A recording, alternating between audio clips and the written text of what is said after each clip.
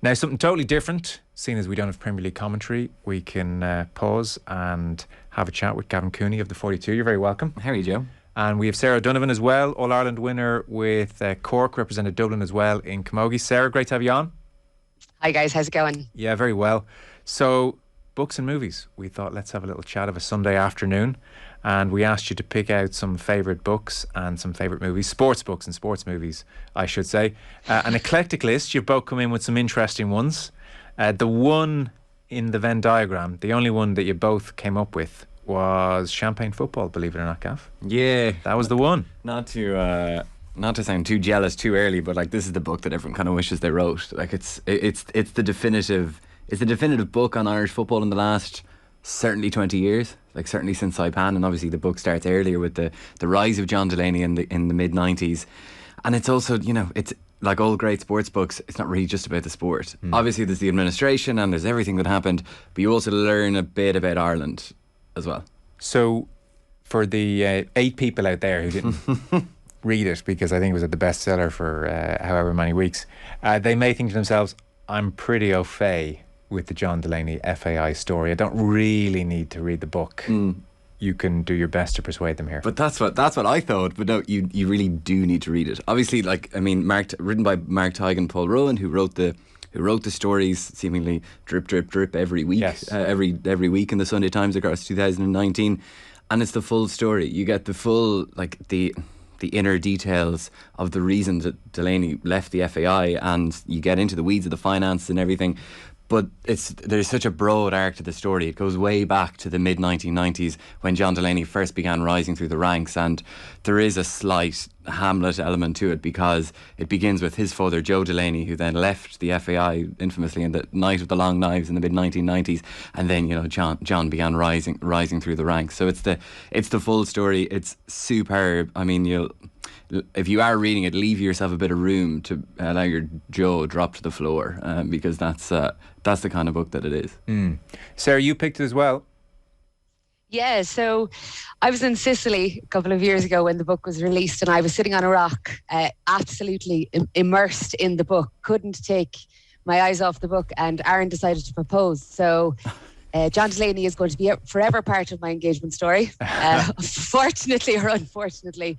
But I was part of the system back in the early 2000s with Ireland, and, was one of the players in the airport changing their tracksuit at the airport.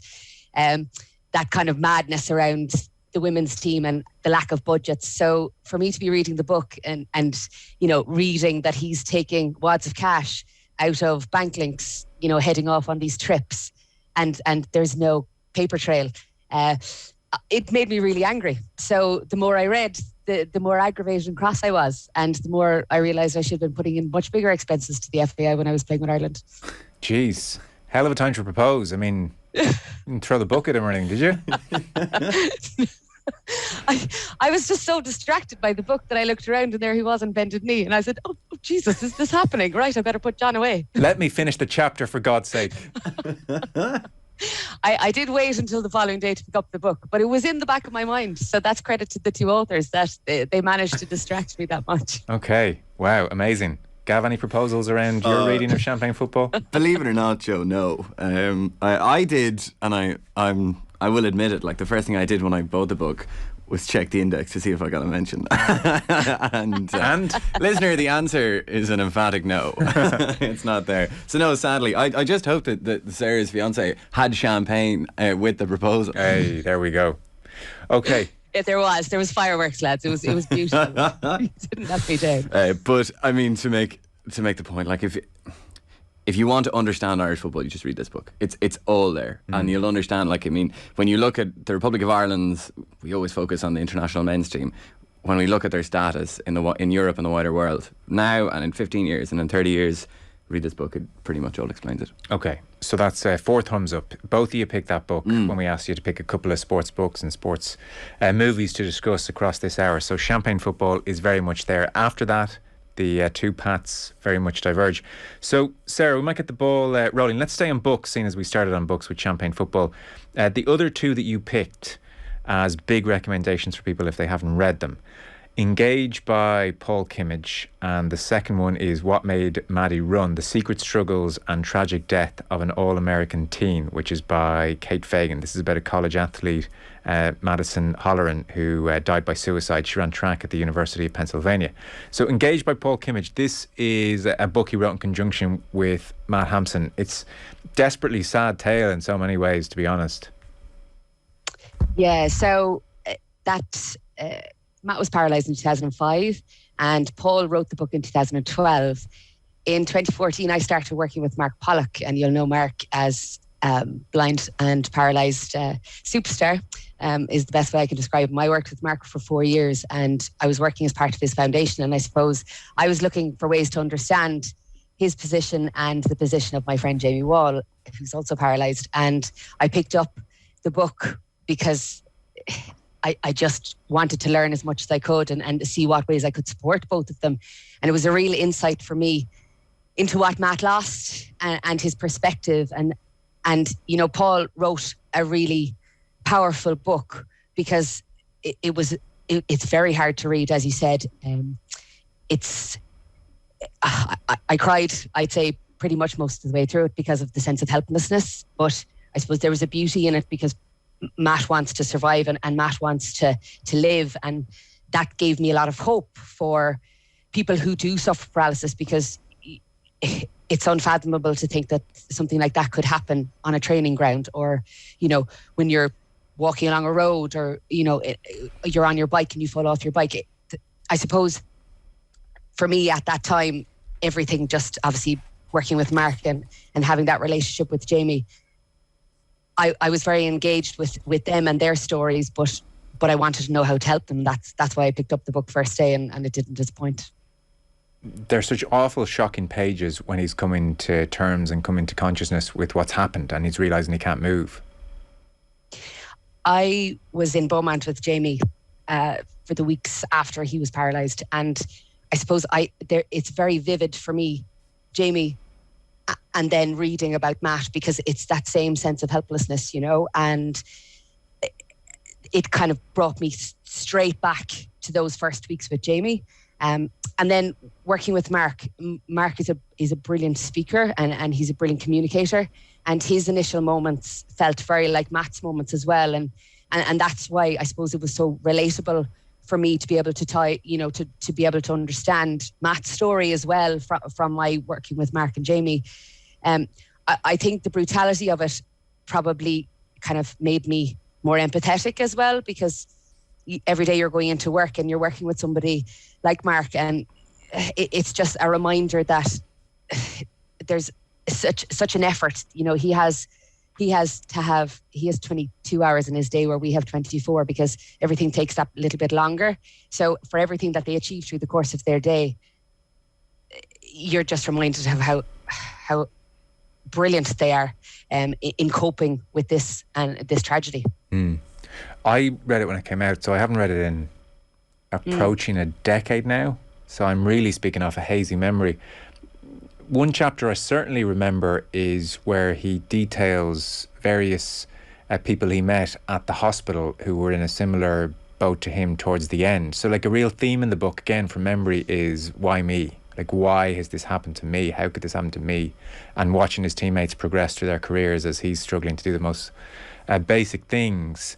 And he lists out the names of various people that he did meet in the hospital who were paralysed to some extent or other, and he detailed how they were paralysed, and they are the most shockingly innocuous things.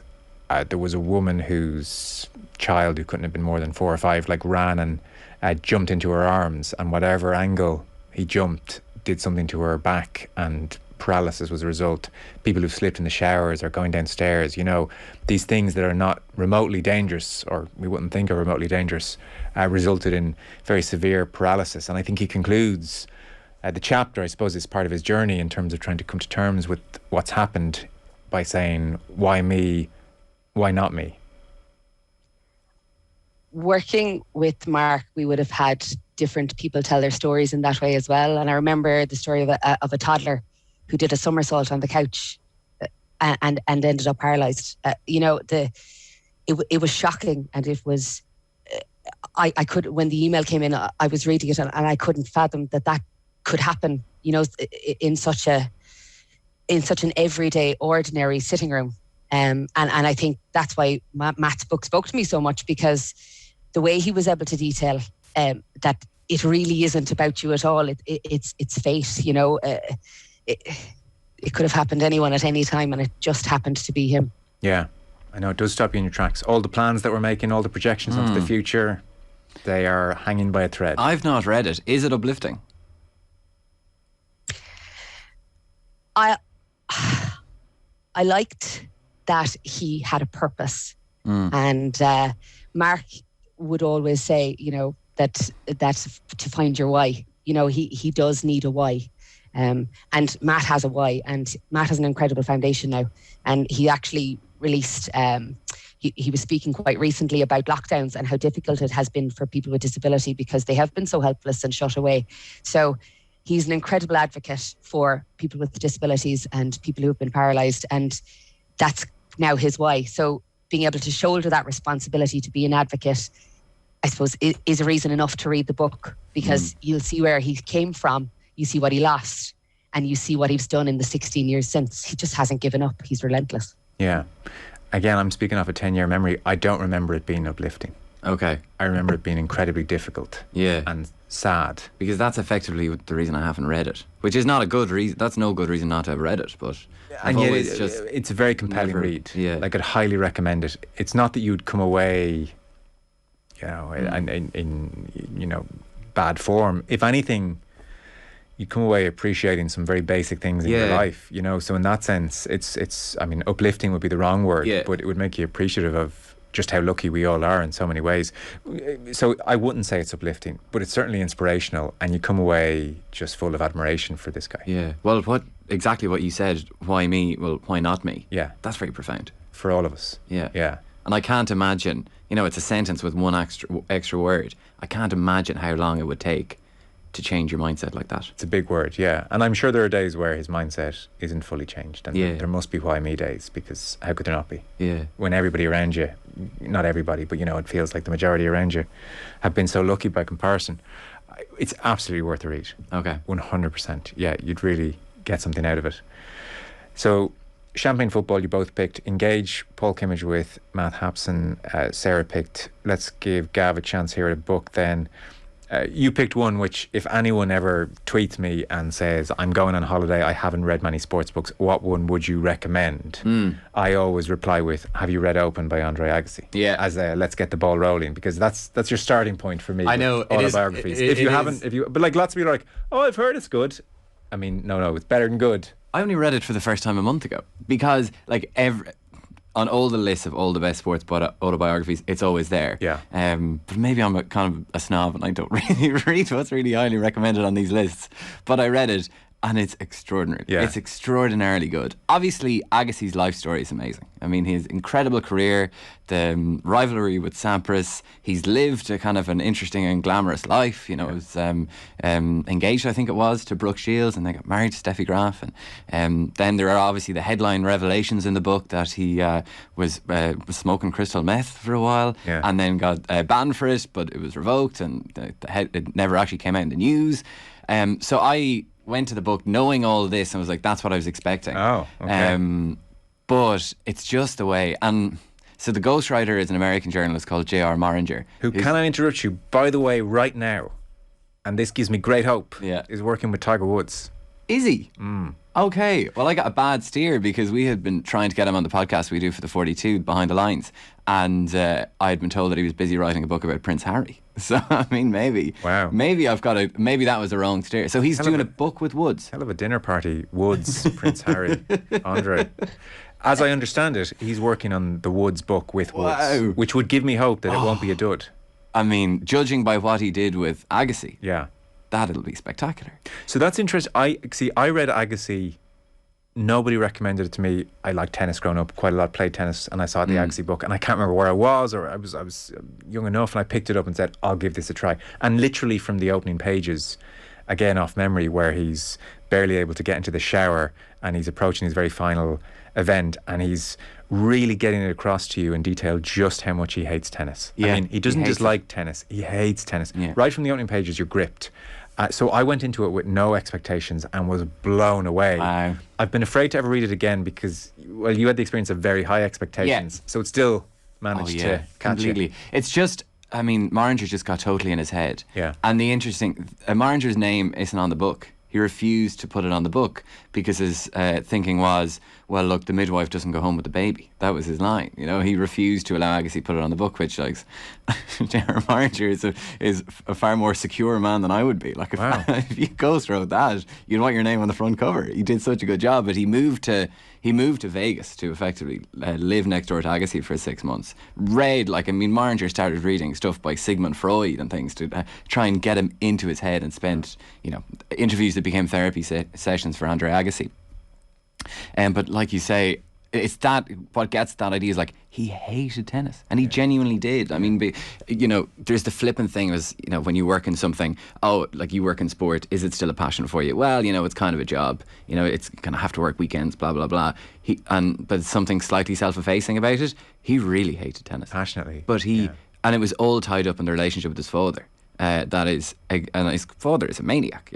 There are like tennis parents. Legally, I should say, his father would refute the notion that he's. Sorry, I'm being I'm being careless and loose with my language. I'm sorry. In the opinion of Agassi, he was certainly a hard taskmaster. We put it that way. Yes, and to say the least. Yeah. Tennis parents are a unique breed. I mean, there's lots of kind of pushy parents in tennis, but Agassi's father certainly brought it to another level. Yeah, he sure did. You read this recently, so you'll remember. What was the name of the machine that fired balls at a young Agassi? Dragon, I think. Dragon. He built. I mean, the father. They lived in Las Vegas. The father worked in one of the casinos, I think. But he built a tennis court out the backyard, and then designed this ball machine. Yeah. That he designed as a dragon. So I mean, it's just like, you know, fire-breathing dragon spitting tennis balls at a kid. 100 miles an hour. Yeah, that's how you create one of the great baseline players of all time. And then drilling him for hours and hours and hours, and hit harder, hit harder, hit harder. Yes. And then, you know, Agassi will be in Flushing Meadows in front of 25,000 people, and all he'll hear in his head is his father saying, "Hit harder, Andre, hit harder." Yeah, it's really amazing. We're chatting sports books and movies here with Gavin Cooney, the 42, and Sarah O'Donovan as well, All-Ireland winning camogie player. So, Gav, you were just in the midst there of talking Andre Agassi. Did you ever read Open yet, Sarah? No, I haven't, but I did watch King Richard a few weeks ago. Oh, yeah. Is it a flattering portrayal of Richard? I was endeared to him. Yeah. Okay. I thought he worked really hard for his daughters in a situation that wasn't necessarily the most positive, and they weren't being seen in the way that prodigious sports people would have been seen in America because of the class system. So I was endeared to him. I was rooting for him, is the best way that I could describe it. And I did really enjoy it. You don't realise the amount of money that was on the table back then. You know, the two daughters are talking about Venus is talking about signing a deal with Nike for $3 million, you know, and near the end of the movie, and you're going, God, for a 15-year-old kid, that's such an amazing amount of money. And Reebok ended up signing her for over 15 million. Wow. She held out that day. She refused to sign, and those kind of things. I don't know at 15 if I'd have turned down 3 million for a talent that hadn't necessarily reached its peak. Yeah, so I'd recommend it. Okay. Yeah, and I don't really get engaged with tennis. So yeah, I'll have to put obviously Agassi's book on my list now. Yeah, because I mean, I remember a big theme in Agassi's book is his impending baldness. I was just about to talk about it. This terrorizes him. He won. I mean, listener, if you want to understand why this book is sold so well with 30-something males, this is one of the reasons for it. But sorry, because I played the hairpiece, like. He played his. Joe has a full head of hair here now. I see you, Gavin. I can relate. I feel like I'm starting to recede at a worrying rate of late. So, because what I remember is one, he wore a wig, which I did not know as a kid. I'd love to go back to the 90s, early 90s, and did everyone know this was a hairpiece? Because the 10-year-old me didn't. I thought he had the cool hair and the bandana and everything. So there's an unbelievable scene before a French Open final where he runs out of the, for want of a better word, the glue that holds his hairpiece to his head. And so he has to find some kind of a paste to try and, sellotape, and it's a disaster. And Agassi spends a good proportion of a French Open final worrying that the hairpiece is going to blow off at any moment. And there's a drop shot is played over the net and he has to sprint towards it. Part of him is thinking, is my hairpiece about to flow behind me? And the whole crowd, the whole world is going, that this was going on in Andre Agassi's And I don't know head. whether to feel sorry for him or to think that what an unbelievable luxury that you're so good at tennis that you're going to play a French Open final and the only thing you're worried about is your hair. Oh, I felt sorry for him. That would have, in a pre-internet age, that would have been the meme to end all memes. Yeah, it's true. It's true. And he did speak. I mean, there was actually like a major moment of development for him, like in personal development, to be able to play without it. To shave his head. And the thing is, actually, the scene sorry, Joe. The scene where they shave his head in the book is superb. That's when Steffi Graf's on the scene. Yeah. And it's almost like an intervention, it was it's brilliant. The thing is about Agassi, he looks fantastic as a bald man. Yeah. Way better than with the hairpiece. Yeah. He just suits it. Because there's a, sorry now, this is memory. So can I put this, is there a scene where Agassi and, is it Graf or is it Brooke Shields? But Agassi is, they're on the couch, they've had a date or two and things are progressing. Yeah. And she says, I know that's a hairpiece. You need to ditch it before this goes any further. Is that Steffi Graf? I think it was Brooke Shields. I think it was Brooke Shields too. I think it was Brooke Shields, but don't quote me on it because I'm not 100%. Yeah. But it is the classic, he's worried about telling her on like date number 6 or 7. I mean, they could be engaged at this point. And then obviously she turns around and is like, Andre, I knew all along. Yes. Yeah. 53106, by the way, if you're of an older generation, did you all know? Like, was it just a thing that you all knew Agassi had a hairpiece? Because I had no idea until I thought he was read the coolest look. When I was a kid, I was like, wow, so cool. Yeah. Oh, and now, Sarah, if you're not going to read it now, it has everything. I'm in. Oh my God. I'll send you my review. in a couple of weeks. So, 2 last quick books then, and then we'll go on to your sports movies. So, Sarah, you picked, this seems like a heavy read, I have to say. I'm not familiar with the story at all, and I haven't read this book. What Made Maddie Run? The Secret Struggles and Tragic Death of an All-American Teen. This is by Kate Fagan. I was Googling this last night. So, Madison Holleran is a university student. She runs track at the University of Pennsylvania.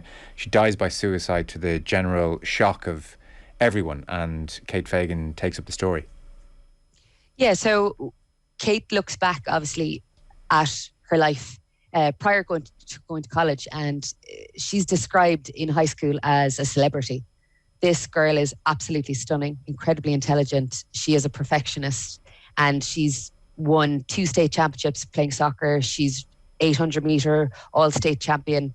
Her life has literally been textbook success the whole way through, and she signs up for Penn State. She goes through the first semester, becomes incredibly withdrawn, and her dad picks up the story and he drops her to college the first day of her second semester, which is kind of around the 15th of January, and she hugs him for a little too long.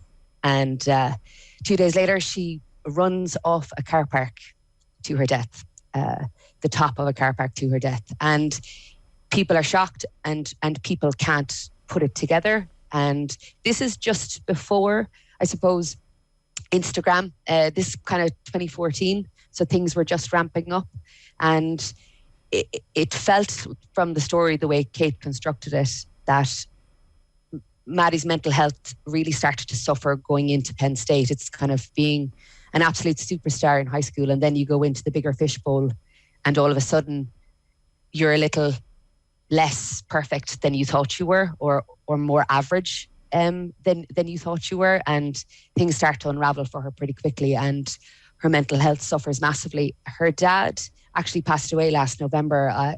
When I was looking it up again, and he died by COVID last November. He was only 59. He had an underlying condition, but in the period after her death, so we're talking the last 7 years, he basically was a massive advocate for mental health in New Jersey colleges, and managed to basically have this policy enacted where all New Jersey state colleges have to have 24-hour counselling available to students on the campus. And within 2 weeks of them arriving in the college, they must be made aware that this is available for them for free 24 hours a day.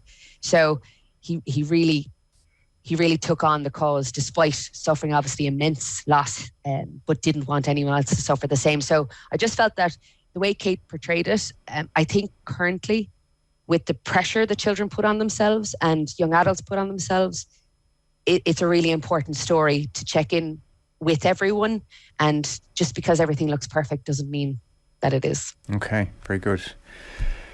Gav, your third book? Over the Bar by Brendan O'Hare. I love this book very deeply. It's a personal relationship with the GAA is the subheading on it, and I have a kind of relationship with this book as well. Like, put me on a desert island, this is the book that I would bring. Brendan O'Hare is an old Irish journalist. He's a nephew of the old Irish writer Liam O'Flaherty. He worked and then went on to work for the Irish Press and RT across the 50s and 60s and 70s. And it's just like semi-autobiographical book. It's super short with his reflections on loving the GAA. But it's not really just about the GAA. It's one of the great insights into Irish history, Irish social history, and he just writes so well and so funnily about the madness of the ban. It was back in the Vengeance Be Jesus era of the GAA. This is it's absolutely magic. I think it might be tricky enough to find. I think I got it online, having searched for quite a while a few years ago, but I cannot recommend it highly enough. It's brilliant. It's only 160 pages and you'll fly through it. Right, okay. Never read it, yeah. Oh, it's superb. Yeah. You can borrow my copy if you want. It's absolutely brilliant. Yeah.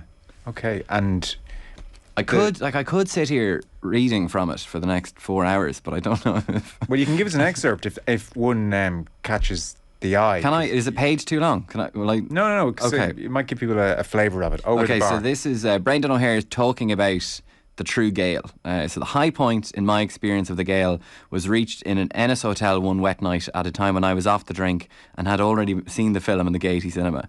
I was reading a book when my ear honed in on a meeting in the adjoining room which was being conducted in Irish. It was a committee of the Gaelic League planning the St. Patrick's Day activities. It was terribly boring and the book was ahead by a point or two when a row started. It was a low-key row at first, but it got better rapidly, and I then found that I could identify 3 or 4 of the participants by their voices.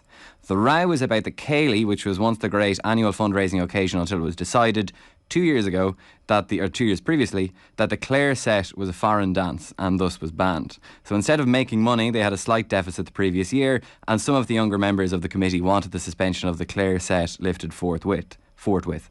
The chairman, an elderly Christian brother, led the counterattack. It was a well-known fact that the proper name for the Clare set was the Caledonian set, and where did these whippersnappers think that they came from, he asked in the typical Christian Brothers rising cadence. He was backed up by a vocational teacher who went into a rage about the absence of the accepted steps of official Irish dancing and the sliding and the battering. He worked himself up into a total fury. Now, to cut this incredible story short, it was then discovered that nowhere was it clearly specified that the offending dance was a foreign one, like a waltz or a foxtrot. This led to a further argument until someone proposed that the set be danced in another room to protect the purity of the committee room, that the committee would then observe it and then would take a voting as to whether or not it was a native or foreign dance.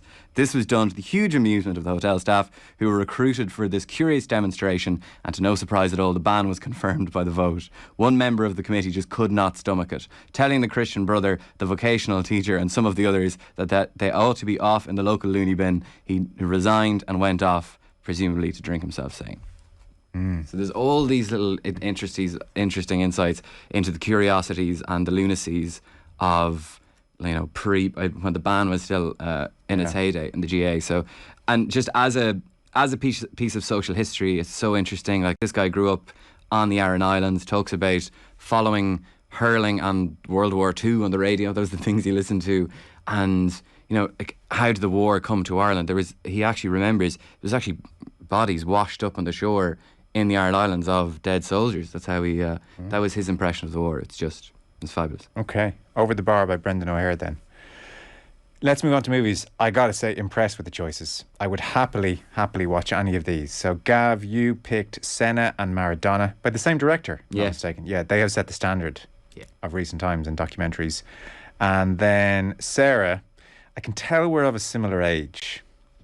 The Mighty Ducks. The Mighty Goddamn Ducks. Amen to that. We'll come back to Gordon Bombay and team in a moment. I, Tonya. Really, really good. Alison Janney, Margot Robbie.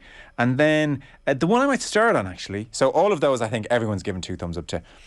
I'm glad you picked this because $1 Million Baby, released in 2004, I think has been a victim of its success. As in, it's just been... it's had the Mickey taken out of it, or it's been in... there've been lots of comedic setups around it, or I almost feel it got too big and people started making fun of it a little bit. But it's a brilliant movie and did unbelievably well. So $1 Million Baby... 2004 now.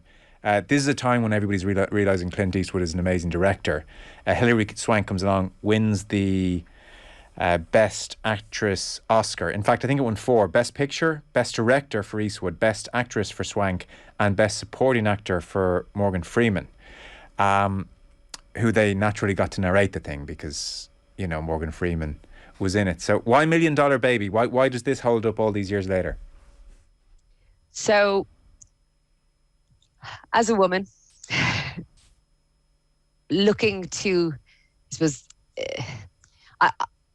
I watched it on Friday again just to see did it have the same impact on me as it did then.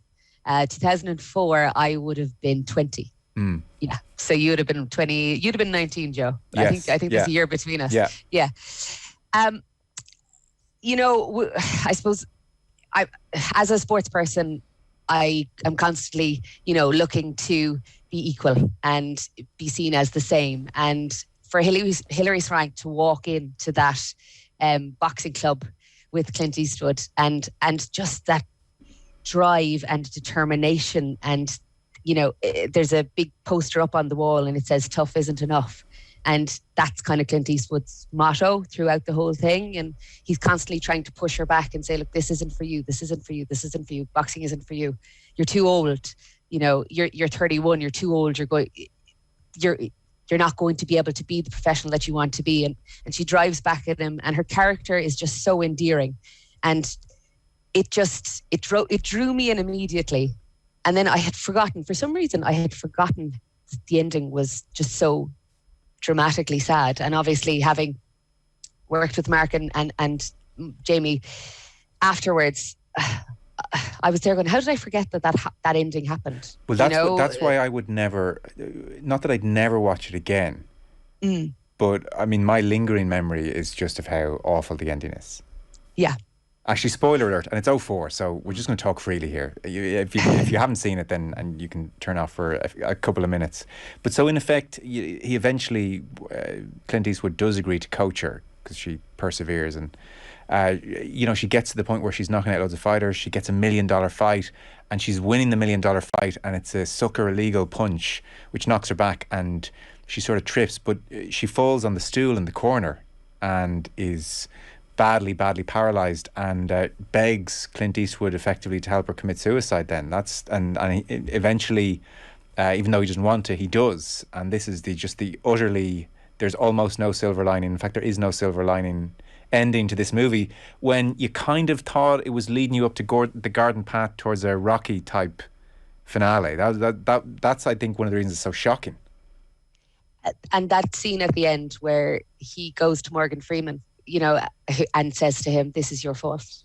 And he puts it all on Morgan Freeman, even though Morgan Freeman knows that it's not his fault, because obviously Morgan Freeman is the person in the club who's like, train her, she's worth the look. Yeah. And Clint Eastwood's like, no. And at the very end, when he says, this is you, this is on you. And you feel for Clint, you feel for Morgan Freeman. The beauty of it, I suppose, in that piece about Makushla, so that's on the back of her gown as she heads out onto the ring every night, and she always wants to know what it means, and of course Makushla means my darling, but he never actually tells her. And I just think their relationship was so unromantic, and that was what was so endearing for me, is that relationships can be misconstrued, and they're seen as romantic or inappropriate, or whereas this relationship was so well constructed that there was never any sense that there was anything other than a fatherly love for him, for her as her coach. And I really appreciated that aspect of the film as well. Yes. And any good film has layers and subplots. And so again, I was just reminding myself of it in advance of talking to you. Freeman is narrating it, but Eastwood's character, the old grizzled boxing coach, is estranged from his daughter, and he writes to her all the time and she never replies. And Morgan Freeman is narrating the movie, but in effect he's narrating what's happened here to Eastwood's daughter, to almost explain to her what a wonderful character your father is in so many ways. That's the overriding layer to the story as well. That's the piece at the end when he says, and this is why I'm writing to tell you this. And I had actually forgotten that part until I watched it again on Friday. How well the movie was knitted. The piece about her family as well, and that estrangement from her family. And even though they gave her no support ever, all she ever wanted to do was be loved. But, going back to her family and them saying, you're boxing, this is laughable. People are laughing at you. And she had absolutely no support in the world. But yet she, wanted something different for herself, and she wanted to succeed. And it's an amazing film for that. I loved it. Yeah. And Eastwood's pretty upfront with her at the start. He's like, I don't train girls. I've heard that before. Yeah. I've heard that before. I've heard coaches be dismissive of women's teams, and still dismissive of women's teams. And I suppose getting it on the screen, and when we talk about the Mighty Ducks after, that was out in 1994. 1992, I think, actually, and I would have been 6 or 8, 1994. And the team is made up of boys and girls. And there's no disparity between them. They're all playing together. And I'm 8 looking at it going, oh my God, this, boys and girls on the same team. This is class. So I think for this story to be told in the way it's told, it was really powerful for me then. I really loved the way Clint just kind of worked with her, and as you say, the grizzly boxer, he protected her, but he supported and he challenged her as well, and I think we were on the show a couple of weeks ago talking about players now and what they're looking for, and young people now and what they're looking for, and I think he had that nice marriage of support and challenge with her. So yeah, sport is mad. It just keeps coming back through film and books. It's great. Yeah. We'll take a very short break. I must watch it again because I remember thinking it was great at the time. I don't know why I haven't gone back to it since. Maybe because of that last half hour. We'll take a short break. Sarah O'Donovan and Gavin Cooney staying with us.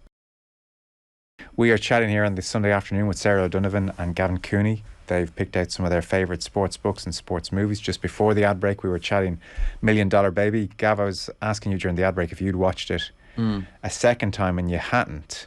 No, I've only seen it once, and it could easily be 15 years ago.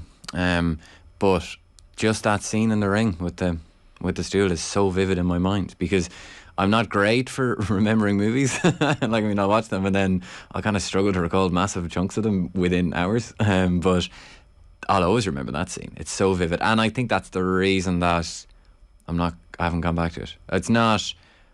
It's a great movie and everyone should watch it. I don't think it's very rewatchable. Yeah, I know what you mean. We're so accustomed to the happy ending. Yeah. But I mean, not least in a boxing movie. You always you assume the reason it gets made is because there's a happy ending. Like it's hard to get stuff made if there's not a happy ending to it. But the unlikely duo, initially reluctance, they come together. Yeah. Voila. Everybody have a nice evening. Clint Eastwood, like hard as nails, but a heart of gold. Yeah. And it's just like he learned something. I mean, you figured he'd reconnect with his daughter. Yeah. Hillary's a champ. Morgan narrates. It's the happy ending. So and that is what, obviously the scene in the ring is so well shot, but the reason it's so vivid in my mind is because it was a sharp departure from what you're expecting. Which movies get made because they follow. Most movies get made because they follow a formula and they they answer the expectations the audience brings to it. Yeah. I kind of admire movies that don't do that, and that's. You just don't rewatch them. Precisely what it. Yeah, pretty much. I admire it, but you're only going to get money for it once. Yeah. There is something to be admired, Sarah, about the resistance of the very, very on-offer happy ending that movie could have gone for. Of course, it looked like the villain, her opponent, a really horrible, evil character. Having watched it again on Friday, I wanted to poke the head off her myself.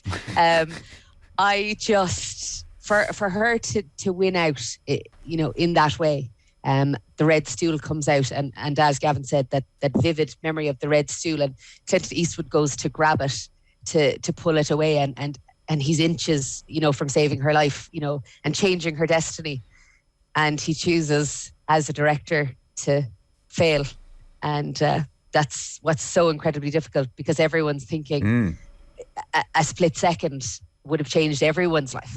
And he obviously never goes back to boxing after that, as Morgan Freeman points out. And that opponent, the Croat, obviously doesn't think twice, because she's the ultimate winner and the ultimate villain. And I hated it and I loved it. Yeah. And that's why on Friday when I watched it, I cried again. Well, it's just too poignant, and we're only in this country grappling with public conversations about assisted suicide now in very real ways. I mean, that Eastwood's character administers the fatal injection of adrenaline out of absolute and total love, and I think doesn't he go and see a priest who warns him, "You'll never escape this. This will be a shadow in your life if you do this," and he does it anyway out of compassion. There's so much poignancy about that. It's the ultimate compassion to show, to be willing to do that for her, and that's the ultimate love, isn't it? And that's why the film works so well, because you're just, I was exhausted again on Friday after watching it. It's 2 hours and 12 minutes, and you're the roller coaster, and then you end up so, I wouldn't say unfulfilled, but just so despairing. Yes. At the end of it. Yeah. You need a Sing 2 or something like that immediately after to lift the spirits. I know. Yeah, that's why I can't bring myself to rewatch it. I must at some stage. Gav, you picked out two. Senna and Maradona. I vividly remember seeing Senna in the cinema and thinking this was pretty much better than any sports documentary I had seen. Yeah, it's superb. Mind-blowing. And we were talking about $1 Million Baby, and we liking it because we didn't expect what was coming. You know what's coming at the end of Senna, and it makes it all the more powerful for it. There's just this, it's incredibly poignant. There's no talking heads, it's all narration, so it kind of gives it a slightly kind of disembodied, ghostly feel, which is kind of in tune with how it ends. Directed by Asif Kapadia. It's just masterful. Obviously gets access to lots of the archives, lots of archive footage. Yeah, like that's, obviously without the archive footage, the movie couldn't be made. But you couldn't make up some of it where it's Senna in particular who's driving the safety conversations. Yeah. The whole scene around that weekend, which passed away in San Marino, is so poignant, and it's just so. There's just like an air of kind of doom, like just that air around it, like quite a threatening air. I'm not quite finding the right word, but hopefully you get what I'm trying to explain. But he is, because Senna was extremely aggressive driver. Like we see Max Verstappen now, and people say it was like Max takes crazy risks. That was Senna. Like there's a line, Martin Brundle was once interviewed by Richard Williams and said that when you're racing Senna, you see the yellow helmet coming up behind you, and then you decide whether you're going to have a crash or not, because he's not getting out of the way for you. You move or you crash. So, and that was controversial at the time. But then he was really pushing. He didn't feel safe that weekend, and none of the drivers really felt safe. But he was the guy leading it and voicing it, and obviously then the tragedy transpired. It's a stunning piece of work, and akin to the scene from $1 Million Baby. The director chooses to just go have the helmet cam for the fatal lap. Yeah. And so many of the pictures had lots of talking over the pictures for the previous 90 minutes or however long it is. And then on the fateful lap, where it's coming, there's no talking. And you're waiting for it. And then obviously as soon as impact happens, and it's incredible, you get just a glimpse of the speed of the impact, the screen goes blank because obviously the camera's been smashed to smithereens. And wow, it's the whole, ultimate finale. It's like it's a whole symphony and everything. Yeah. It's just perfectly crafted. Senna, I was too. It's devastating. I was too young to remember Senna. So I found as well, the great surprise for me with this documentary was the extent to which I utterly fell in love with this unbelievably charismatic, philosophical How could you not? gem of a How person. could you not? Oh my God. He's a fascinating character, and a character that, you know, any sport needs. You know, it's just totally different and extremely religious. Like, it's interesting. Like he not only, like, he truly believed in God. He talks about winning his first world championship. He said, "I saw the face of God as I crossed the line." And I always wondered, he obviously did, but I always wondered, like, if you're a competitor and you're another driver and you're against a guy who genuinely believes that he's, like, thrust across the finish line by the Lord himself. Yeah. How do you deal with that? Yeah. You know, like, this guy's not going to go out of your way because this is like manifest destiny for him. So, and then that's kind of a horrible contradiction then as to his ultimate end. It's you know, and you kind of, obviously then the screen goes blank and you're wondering, like, what if? Like, imagine if we saw him race Schumacher. Yeah. Like, that would have been one of the great rivalries. Just utter tragedy. He speaks with such a philosophical depth. It's like he's reading out of his own journal. Like, it's amazing the language that he speaks with. It's so evocative, and it is like drenched in emotion. Everything he says is just so loaded. I remember mourning him a little bit for the first time after that documentary, because I really fell in love with him. And anytime it's on TV, I think, crap. Yeah. I have several rules in life. One of them is, if this is on, I have to... You watch it. I've watched it back a few times as well. I mean, and it stands up. I find that rewatchable. I can't really figure out why. It's just so magnetic. It's incredible. So you're like, it just draws you in, regardless of what point you're in. As an aside, my wife and I are currently in the grip of mourning John Lennon after watching Get Back. Because I didn't know John Lennon was that much fun and that charismatic. Yeah. I just thought he was a bit po-faced and dull, and thought of him as, let's have world peace, everyone. I didn't know he was this incredible character. He's strong rascal energy about John Lennon. How could someone shoot him? You know? Listener, if you don't have 9 hours to spare to watch Get Back, find 9 hours to spare and then watch it. It's essential. And we're talking about, like, symphonies building up to the perfect ending. You know what's coming at the end of Get Back. And it's all the better for it. It's so great. Yeah. And there's also, sorry, briefly, just on this tangent, there's an amazing 6-part interview series with Paul McCartney with a music producer called Rick Rubin. I started watching that, Oh, that's a brilliant companion piece. Yeah, in Get Back now, when Paul McCartney and John Lennon are singing The Two of Us to each other, I really need to take a moment. It's just like, that's all I need in a friendship. That's all I want. It's too beautiful. It's too beautiful. It's superb. It's brilliant. Let's change the emotional depth here for a moment. 1992, the Mighty Ducks.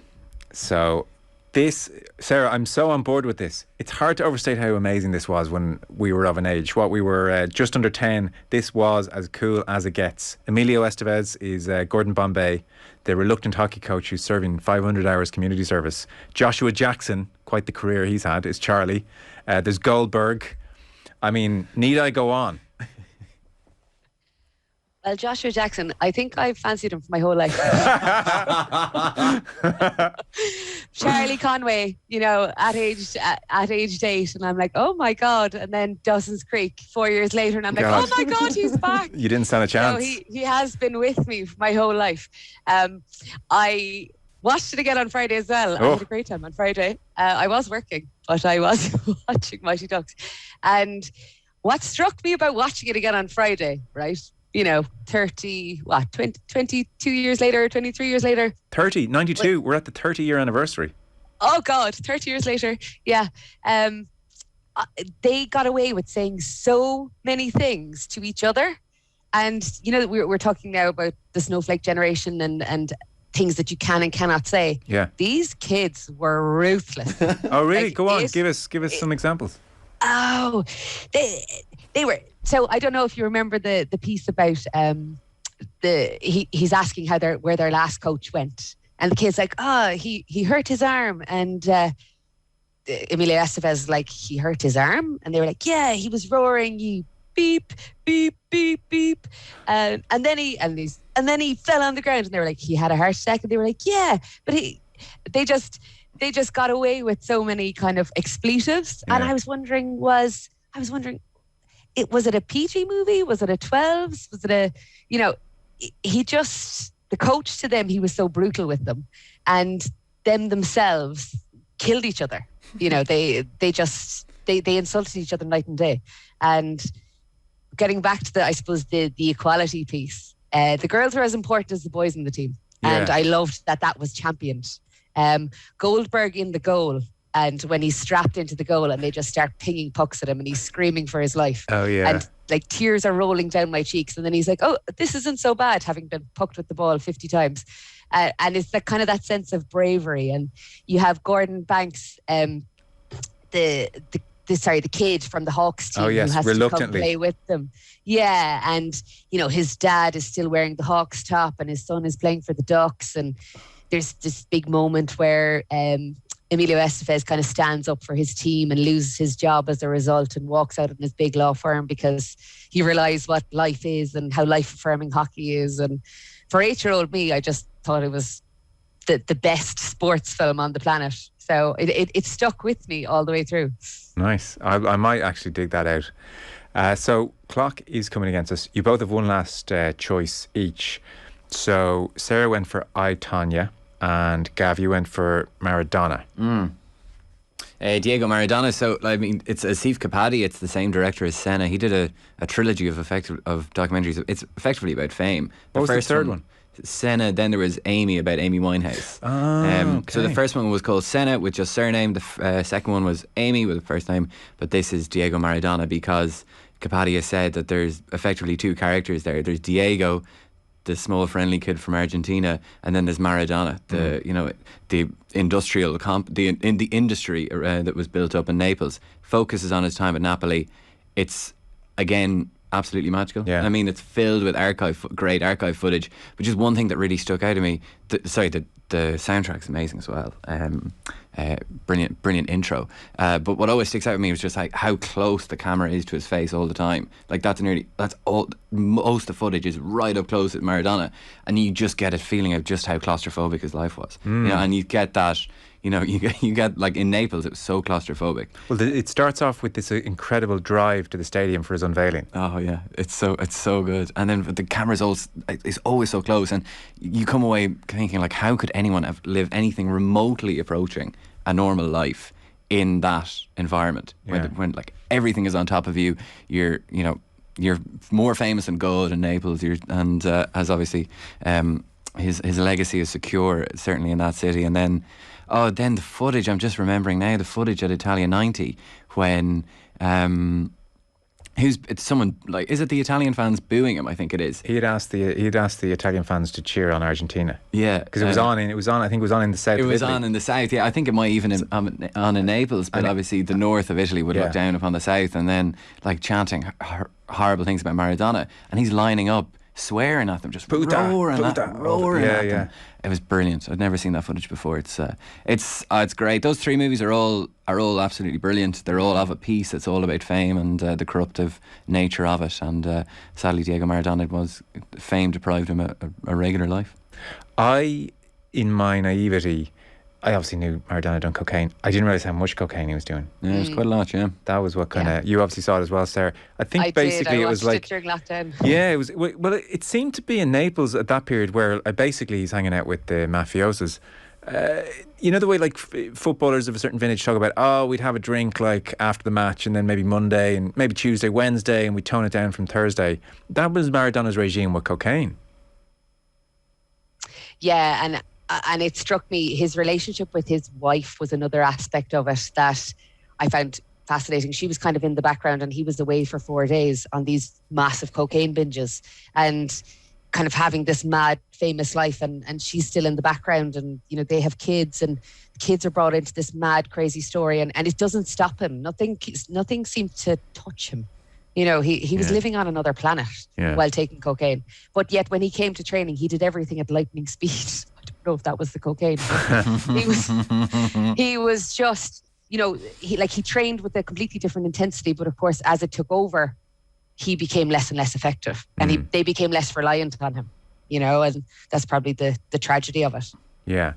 For me, it's marginally behind Senna, but it's bloody amazing. It's brilliant. And obviously the football footage in it is magical, and you get an appreciation for how good he was when you see how bad the pitches were, how brutal the opponents were. And the director made a good point that, obviously, Maradona, Messi, who's the greatest of all time. Messi has obviously done it over 15 years at Barcelona. It was a shorter but arguably more impressive time for Maradona, because you're in Italy, the pitches are worse, the opponents are brutal, and the quality of Serie A at that time in the 80s is so good, and it's not stockpiled like it is now. The same couple of super clubs, because there's a limit on foreigners. It's pretty well spread out across the league, so everyone is, all the teams are very, very good. Sarah, I, Tanya, a relatively recent addition. This is Tonya Harding. This is all around the 1994 attack on Nancy Kerrigan. It's kind of done in like mockumentary style, present day interviews. It breaks the fourth wall. All of these kind of things, if you told me in advance of watching it, I would have been a little unsure. I don't know if I like the sound of this, and yet it all really works. I mean, you had me at Alison Janney for starters as the mother, but this is really, really good. Alison Janney as the mum obviously won Best Supporting Actress for the role, but she is a monster. I have never hated somebody as much as I did in that 2.5 hours for what she inflicted on her daughter. And Tanya obviously was I suppose at the time I didn't know this, but she was the first woman to complete a triple axel in a competition. In America, and I think there's only 15 women have done this ever in competition. And what you have to remember is that despite being abused by her mother and being abused by her ex-husband and being abused by the judges in America, because she was kind of perceived as this white trash, and that class system in America, she wasn't allowed, despite her talent, to be at the top, and she was always being pushed back and pushed down. But nobody could deny her talent. And she kept showing her talent. And the way the director has obviously got about this is he's given her perspective. He's given the mother's perspective. He gives her ex-husband's perspective. And I think what he's saying is life is messy and it's contradictory. And everyone remembers the story differently. And by doing that and by allowing everyone to tell their story, I think you come away with a greater sense of her. And what it was like for her to be in that scenario, because ultimately she was incredibly talented, but the system just didn't allow her to succeed in the way she wanted to. Guys, we're out of time. I really enjoyed that. Thank you so much. Sarah, did you watch that on Friday as well as working?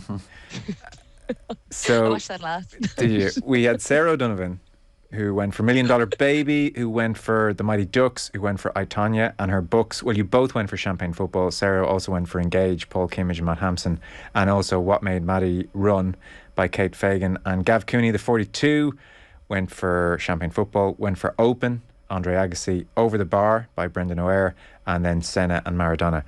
That was great. If anyone hasn't seen or read any of them, I think thumbs up all around. Okay. Gav, Sarah, thanks so much. Appreciate your time. Cheers, guys. Thanks, Joe. Bye, guys. Off the Ball on News Talk.